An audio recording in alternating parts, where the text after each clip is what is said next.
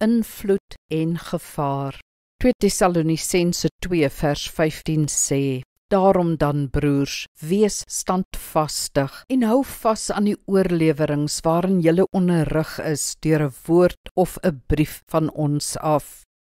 Van die begin af het gelowiges die media gebruik vir die Here se doeleindes. Eers 'n skrif ontwikkel wat mense soos Paulus in staat gestel het om gemeentes in sy afwesigheid te bedien. Later het die boekdrukkuns gekom. Daarna is die telefoon, radio en TV ontwikkel en met die koms van die rekenaar ook selfone, die internet en sosiale media.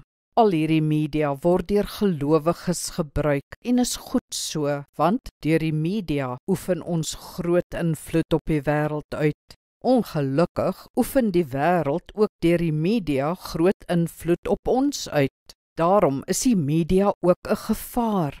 Die media leer ons en ons kinders om soos die wêreld te dink. Die media is dikwels goddeloos. Dit trek ons van God af weg. Jy moet die media dus baie kundig en baie doelbewus gebruik as Christen en jy moet jou kinders ook so leer. Kom ons bid saam. Hemelse Vader, dankie vir u woord wat op elke manier uitgaan. Help my om die Christelike media te ondersteun. Help my ook om die media self so te gebruik dat u koninkryk gebou sal word en dat u lig deur my sal skyn. Amen. Die Here seën jou.